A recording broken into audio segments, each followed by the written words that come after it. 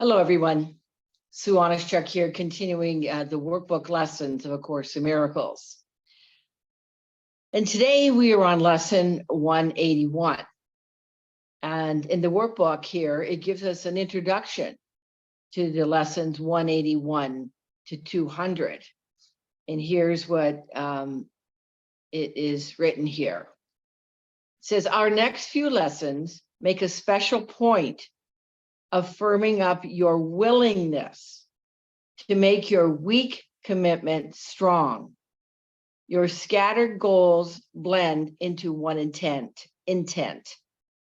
You're not asked for total dedication all the time as yet, but you are asked to practice now in order to attain the sense of peace such unified commitment will bestow, if only intermittently. It is experiencing this that makes it sure that you will give your total willingness to following the way the Course sets forth. It's all about practicing. Our lessons now are geared specifically to widening horizons and direct approaches to the special blocks that keep your vision narrow and too limited to let you see the value of our goal.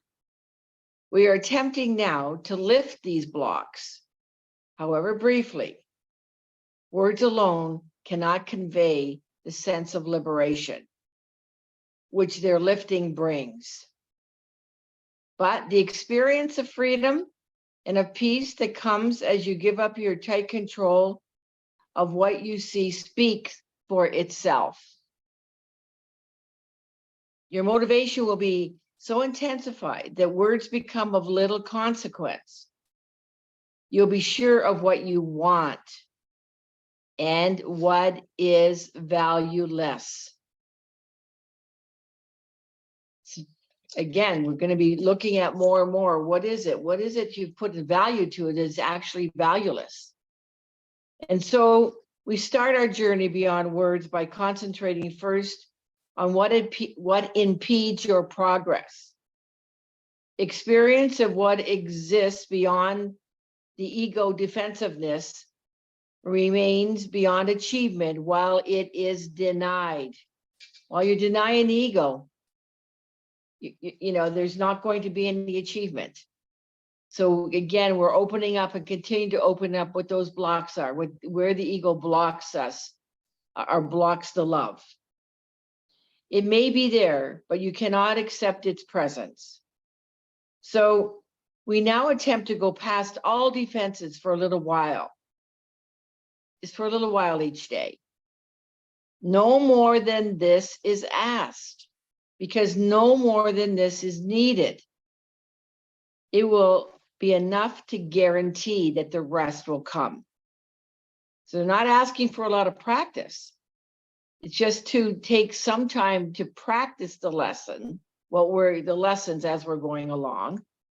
And, you know, in that, we're building some momentum here, and you'll experience more and more peace in those moments. And again, it continues to build. So that's the introduction for these lessons, 181 to 200. And now the lesson 181 is, I trust my brothers who are one with me.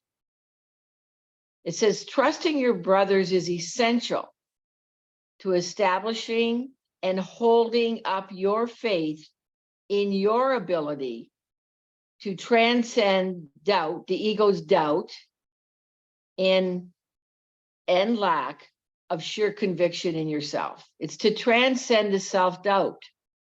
When you attack a brother, you proclaim that he is limited by what you have perceived him. You do not look beyond his errors. All you do is you focus on his errors and not seeing his innocence. You see, rather they are magnified. The errors are magnified, and they're becoming the blocks to your awareness of the self, the higher self, that lies beyond your own mistakes. and past his seeming sins as well as yours. This is all defense. This is all the block. When we're focusing on our brother's errors, we're not looking at our own. That's the trick of the ego. Just think about it. Yeah, you know, how often we're looking outside and in judgment and using all our energy on that. And the Course is helping us to recognize that, and then to bring it to another level, to recognize where we are judging ourselves, where we're holding ourselves guilty, where we're not seeing ourselves as innocent and sinless. We project it out there instead of bringing it back over here. So it says perception has a focus. It is this that gives consistency to what you see. Change but the focus, and what you behold will change accordingly. And it says your vision now will shift to give support to the intent which has replaced the one that you held before. Again, remove your focus on your brother's sins, and you experience the peace that comes from faith in sinlessness. We so believe in sin and so focus on that versus the sinlessness. You know, another person has no place to live in the space of love if we're putting up the block and seeing and judging them as being a sinner. You know, looking at their wrongs instead of what is right about them. So it said, this faith receives its only sure support from what you see in others' past sins. For their mistakes, if focused on, are witnesses to sins in you. And you will not transcend their sight and see the sinlessness that lies beyond. Just look how much we keep digging up the past and projecting that out into the future. And this Course is helping us to have the experience, if it's only for a few moments, to, focus your intention on what is right about your brother. You know, you might fall back into, again, you get caught up in seeing something wrong about them, but to take a few minutes to focus on the love that's within them. It said, therefore, in practicing today, we first let all such little focuses give way to our great need to see our sinlessness beyond apparent. To see our sinlessness become apparent. We instruct our minds that it is this we seek, and only this for just a little while, as I just mentioned, to take that time. We do not care about our future goals, and what we saw an instant previous has no concern for us within that interval of time wherein we practice changing our intent. We seek for innocence and nothing else. We seek for it with no concern but now. So it talks about right now in the present moment, not digging up the past in the present moment, not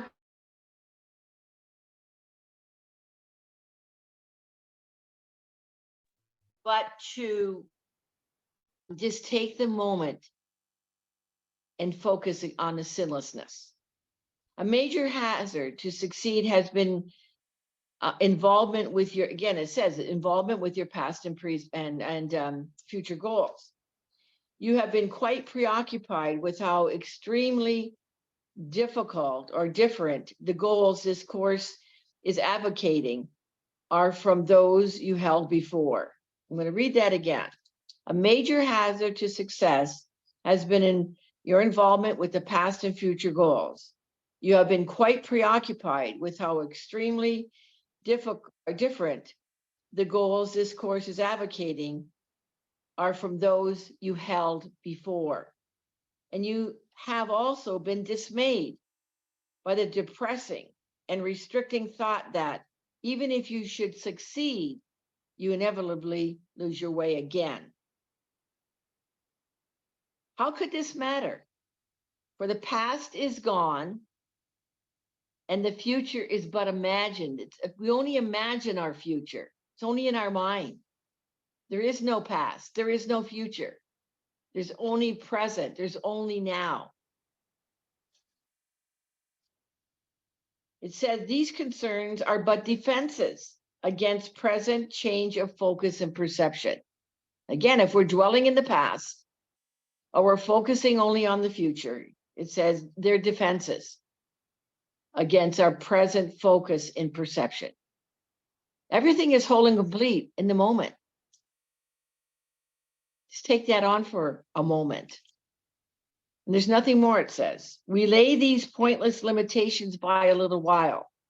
We do not look to past beliefs, and what we will believe will not intrude upon us now.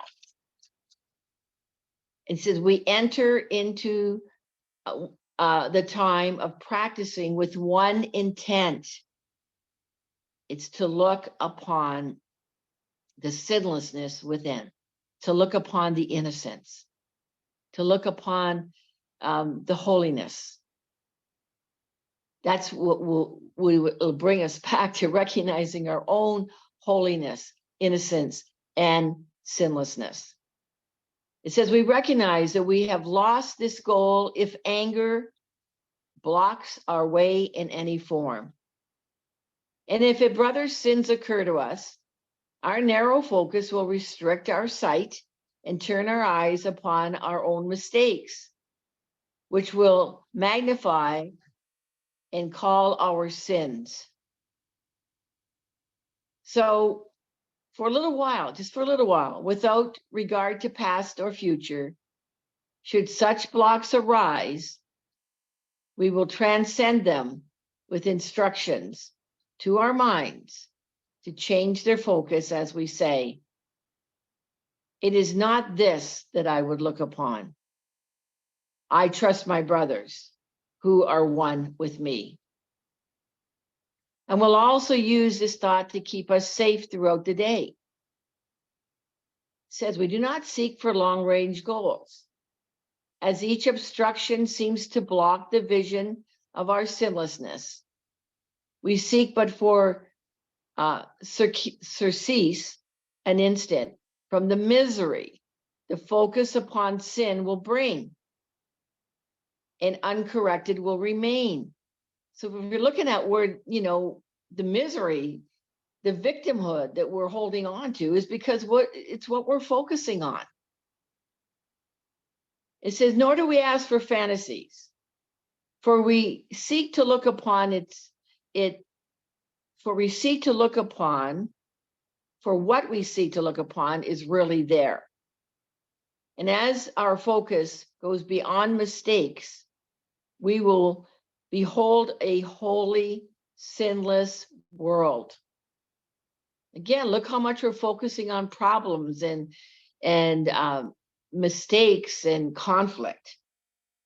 We're bringing ourselves forward, as it says here, to see a holy, sinless world. Putting our thoughts there, putting our energy there. That's where we're going to find our peace. When seeing this is all we want to see, do we really want to see this? This is a question we might want to ask ourselves. So when seeing this is all we want to see, when this is all we seek for in the name of true perception, are the eyes of Christ inevitably ours. Again, we are, practicing to experience Christ's vision versus what our ego thoughts bring us to. And the love the love God feels for us becomes our own as well. Again, this is to get into that heartfelt experience of the love of God. And it takes practice.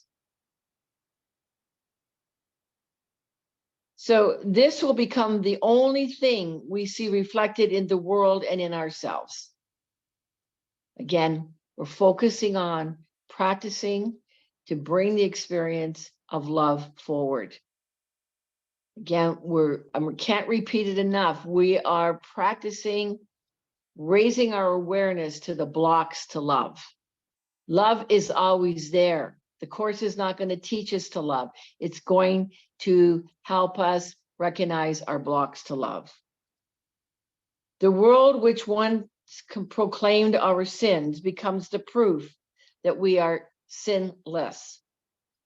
And our love for everyone we look upon attests to our remembrance of the Holy Self, which knows no sin. The Holy Self knows no sin and never could conceive of anything without its sinlessness. We seek for this remembrance as we turn our minds to practicing today. We look neither ahead nor backwards. We look straight into the present moment. And we give our trust to the experience we ask for now. Our sinlessness is but the will of God. This instance is our willing one with his. So I just want to end with from the commentary of a workbook companion. You can go below here in the description below this video, and there's a reference to the workbook companion by Robert Perry and Alan Watson. And, you know, in the commentary here, just as another reminder or another add to it, I should say, it said this lesson is not encouraging naive blindness to people's faults. It isn't saying that you should unlock your house and car and leave your money lying in the streets, trusting no one will steal it. Because again, this lesson is, I trust my brothers who are one with me.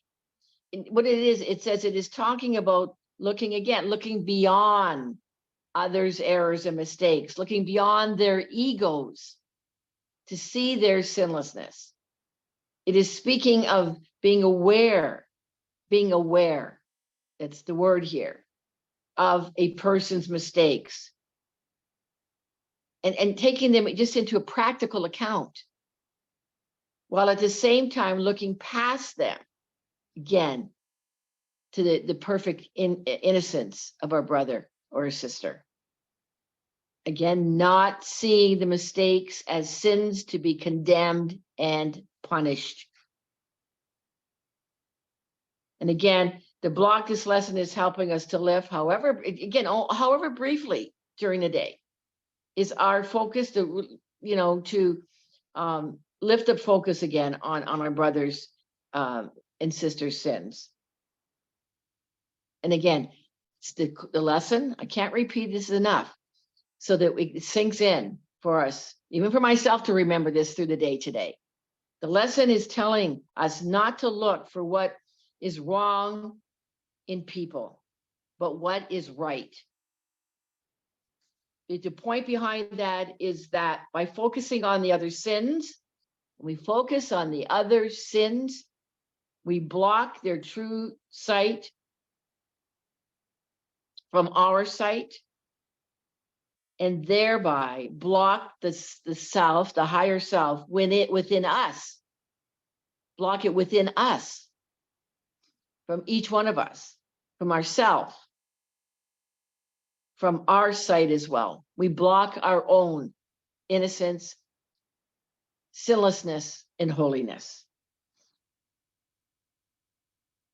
Again, if you cannot overlook the mistakes of your brothers, I cannot overlook my own. And as it says in the lesson, perception has a focus, and we need to change our focus. Remove our focus from our brother's sins. And then we'll experience the peace that comes from faith in sinlessness. And remember that the aim of these 20 lessons is to remove a block and thus experience something different. In this case, faith in sinlessness. All right. That is lesson 181. I trust my brothers who are one with me. All right. Thank you so very much, as always, for being here. And I look forward to being with you in the next lesson, which is lesson 184. We're approaching halfway to completing these lessons in the course. And yes, as I said, that'll be in the next video. And so please, to help build this community, to affect the algorithms here on YouTube, please comment, share something, even if you put a heart there in the comment, a thumbs up, whatever. And I'd love to hear from you, how things are occurring for you as you're practicing and experiencing the course in your life. And comment, like, and subscribe if you haven't already. Again, the community is building. And also share this video out. That would be very generous of you.